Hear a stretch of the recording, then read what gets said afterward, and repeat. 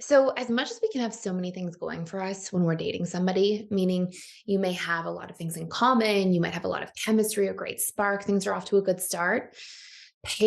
The pace at which we want to move in a relationship has a massive impact on whether the relationship will work out or not. And especially so if one or two people in the relationship have an insecurely attached style. And so, what I want to cover and take you through in this video are some key takeaways for how the dismissive avoidant likes to move and at which pace in the dating stage of relationships. And the idea is not for you to sit here and take notes and then people please the dismissive avoidant and only move at the dismissive avoidance pace, but it's for you to understand somebody else's subconscious programs and their subconscious expectations they naturally carry into dating and relationships, and to be able to take those things into consideration, be able to have some ability to compromise and recognize that will only empower your ability to better navigate relationships overall. So, the first thing you want to know, and obviously this has a huge impact if you are a very different attachment style with an opposing pace at which you like to move. And when I say pace too, I mean how long from dating to making a commitment, how long from, um, you know, just seeing each other casually to taking things more to a serious place. And also, pace can include things like the frequency of texting, at which pace do we start calling each other every day or texting every day? So, we're going to cover all these things in this video. So, first and foremost, dismissive avoidance as a general rule are obviously the most slow moving. And the biggest reason for this is that their subconscious associations and belief patterns that they've taken in about relationships basically say things like, relationships end badly, everybody's out for themselves, relationships require me to be vulnerable, which doesn't end well, I'm incapable of doing relationships in a good way. A lot of the subconscious beliefs they have about relationships are very limiting and very negatively oriented. And this comes from trauma around relationships and their upbringing. It comes from the fact that dismissive avoidants tend to have some form of emotional neglect in their childhood. And this can be more overt neglect, or it can be really subtle neglect, covert neglect. Things like, the systems and structures and harmony being there in the family, but not really having any room to talk about emotions, to engage the emotions, to really learn about your emotions and how they're giving you feedback all the time about really important things in your life.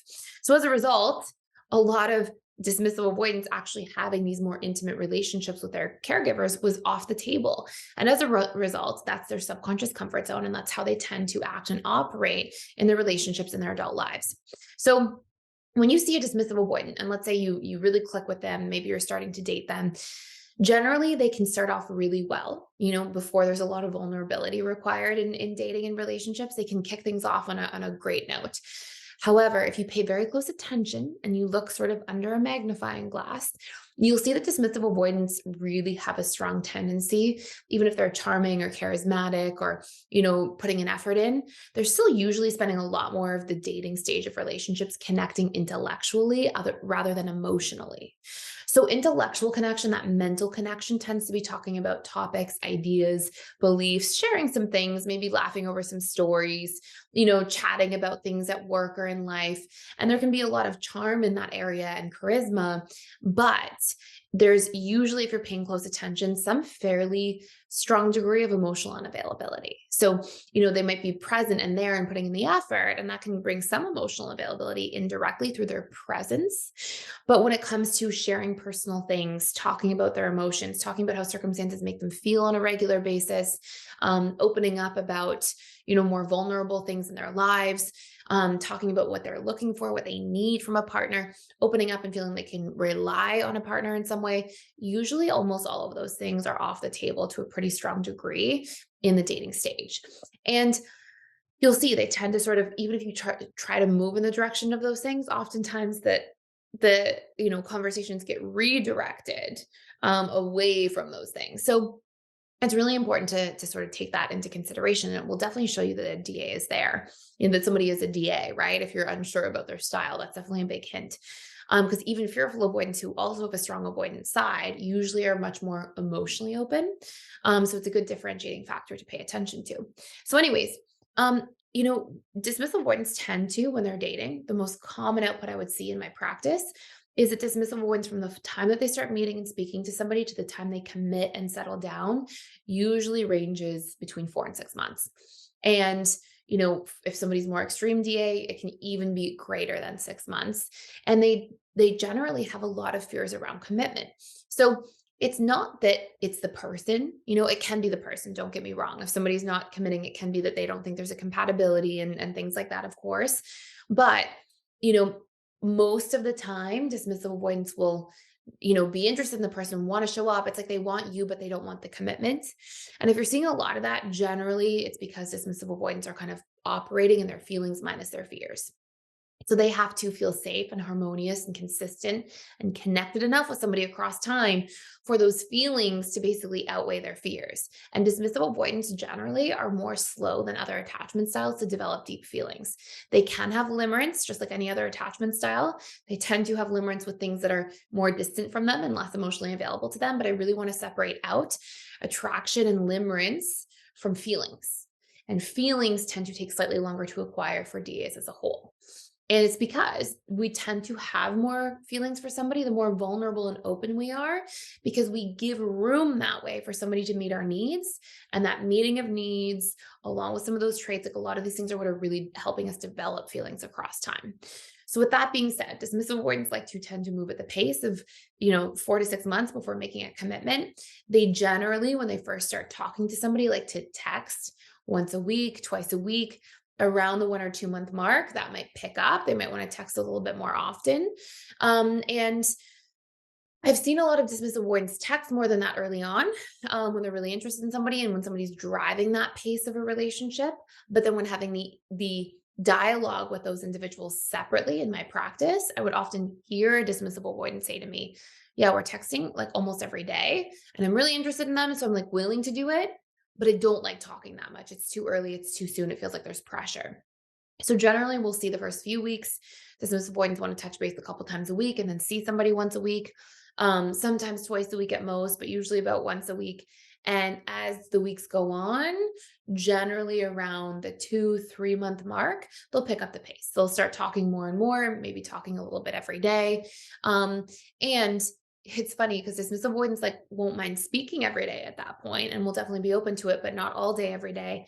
And they don't want to feel like there's pressure to speak every day. I know that sounds challenging. And again, this is not here so that you like take notes and then only do these things, right? It's so that you can understand where somebody's perspective is and where their expectations are coming from, and then where yours are, and then find common ground and have those discussions and communicate to close that gap.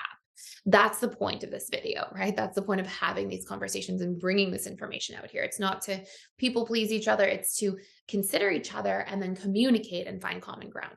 So these generally tend to be some of those elements. And then I'll share a couple more in a minute, but if you want like a way deeper dive into how a dismissive avoidant shows up in every single stage of relationships, dating all the way to honeymoon, what their problems are in the power struggle stages, their challenges, how they can best move through them. If you want to understand the roadmap of a DA, we have a course you can check out for free called for 7 days called the Advanced Dismissive Avoidant course. And it basically highlights all the different patterns and tendencies that each attachment style has, but we have one for each attachment style. They're all included in the link for free down below for 7 days. And it's all about dismissive avoidance in every stage and what comes up. So it just really allows you to like understand in a lot more detail. And then dismissive avoidance as well, right around the 3-month mark, will start to have this interesting thing that happens. They start to usually attach more deeply, and that can cause them to have, some more of their fears and want to pull back. But at the same time, they tend to have more feelings and want to be more engaged and involved. So this is where we'll see like the DA's feelings minus their fears and really like how ready they are to show up for a relationship. If they're really ready and in a place in their lives where they're willing to invest in overcoming those fears, they will invest. And if their feelings are strong enough too, I mean, that just naturally has a role. If they are not, and you'll see this earlier at times too, but the 3-month or so mark tends to be quite this like sort of pivotal tipping point. It's not that there aren't moments of this before, it's that around this time it tends to get magnified. I just wanted to pop in here and let you know we are doing a 7-day free trial to the All Access Membership Pass at PDS, which means you get access to literally everything inside of the school. And this includes the 4 live webinars I do with our students every single week. And on top of that, you get access to all of our different courses. We have over 55 different courses on relationships, communication, boundaries, emotional mastery, guilt and shame, learning your needs, so many different facets that are really important to master our lives and feel really good about our lives going forward. And last but not least, there's a daily community event.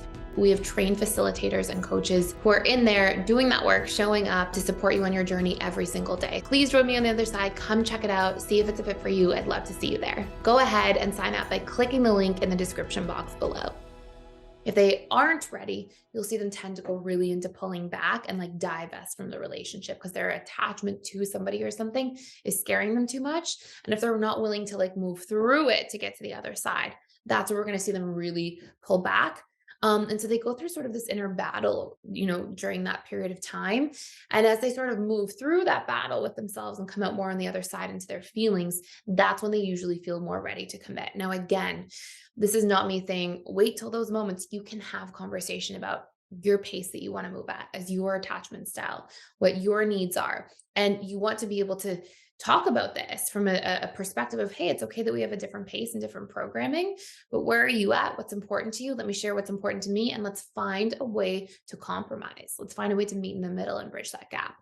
So anyways, I hope this makes a lot of sense. Very interesting topic because it can, if somebody is a totally different pace, as much as there can be other compatibilities there and a great spark, it can definitely cause insecure attachment styles to be driven apart from each other. So definitely worth noting.